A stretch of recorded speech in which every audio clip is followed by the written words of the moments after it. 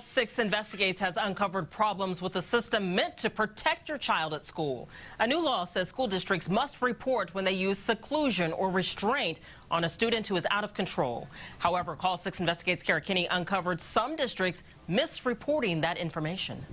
School districts receive these letters telling them they have to report when a child is put in a manual hold called a restraint, or when they're put in seclusion, which means a staffer puts the child in a room and keeps them from leaving. Child advocates say the information is critical to keeping children safe, but we found serious flaws in the system. This is kind of like Josh's life. But Nicole Hicks points to the picture when it happened to her son at the age of 9.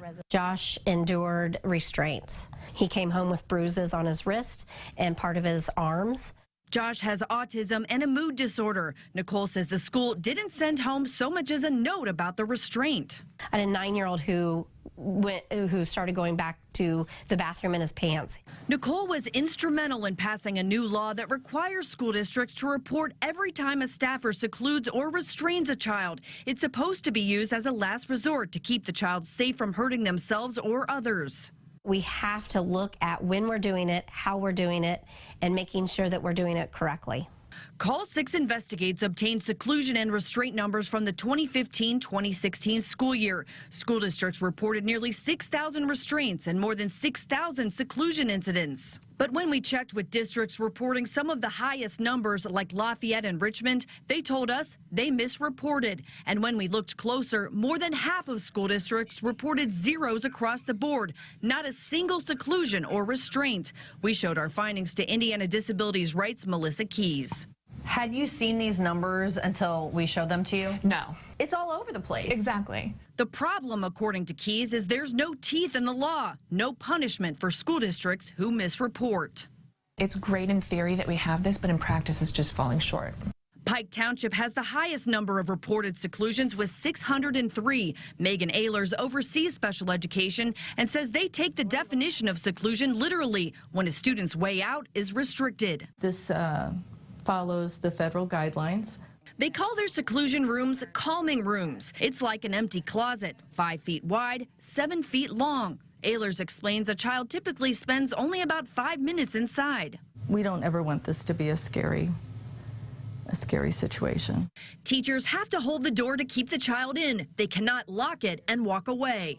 By not having anything in there and by having the walls having a little bit of give and stuff, the child can continue to be physically aggressive and will do little to no harm to themselves or to others.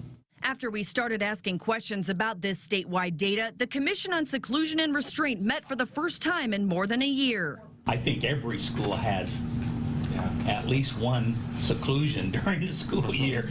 The group is now investigating whether schools reported accurately. Nicole is a member of that commission. She points out some special needs children are nonverbal and cameras are not required, so the information is one of the few ways to tell what's happening. Her son is now 19 years old and is still struggling with fear and anxiety. Nicole believes Josh being restrained had a long-lasting effect. I do believe it played an impact on who we became.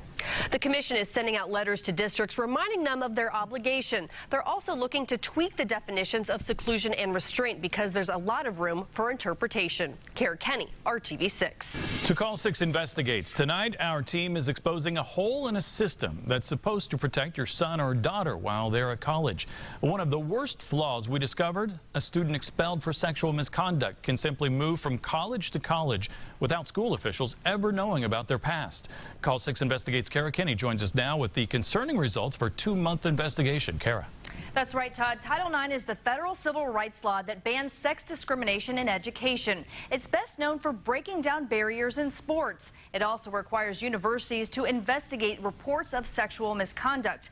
But we talked with alleged victims who found universities' responses lacking, to say the least. When you send your son or daughter off to college, you expect they'll get an education, be safe and supported. Nikki De Silva says she was drugged and raped at a party the summer before college. When she started as a freshman at IU Bloomington, the trauma hit her. Support varied a lot, and to be quite honest, it was very discouraging.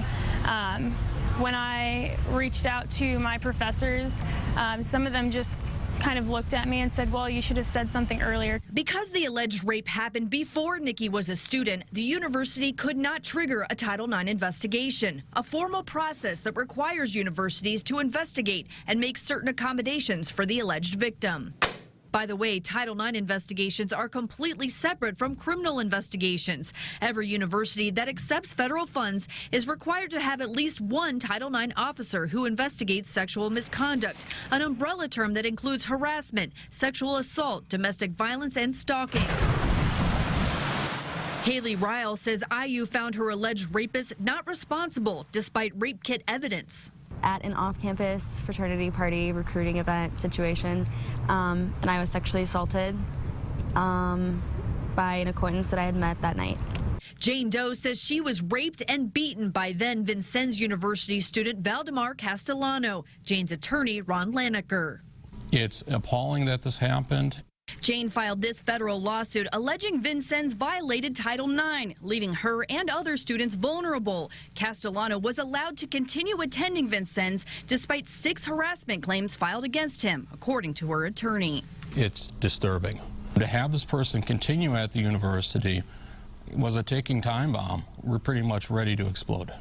Castellano was expelled from Vincennes, then enrolled at the University of Northwestern Ohio, where just months after arriving, he was arrested for fondling a woman. The University of Northwestern Ohio tells Call 6 they were unaware of Castellano's misconduct history at Vincennes because he left Vincennes off his application.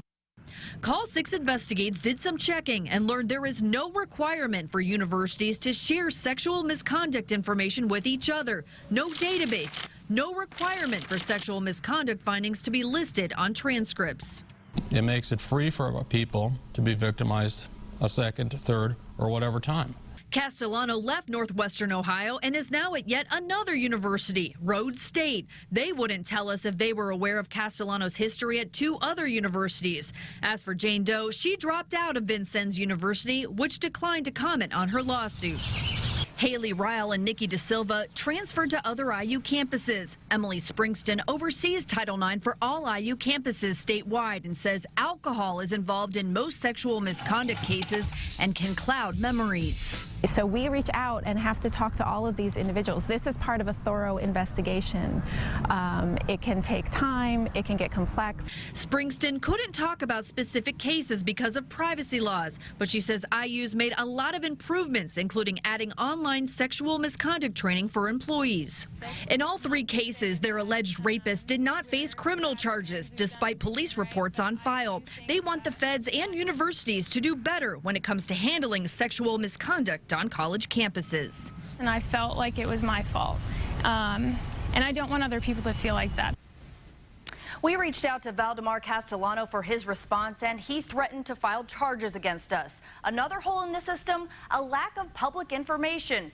IU Bloomington was the only one who provided us with a full report breaking down how they handled sexual misconduct reports. Universities, at a bare minimum, are required to compile basic crime stats as part of the Federal Clery Act. We've compiled a slew of data on sexual misconduct and other campus crimes on our website, theindychannel.com, and of course the RTV6 app.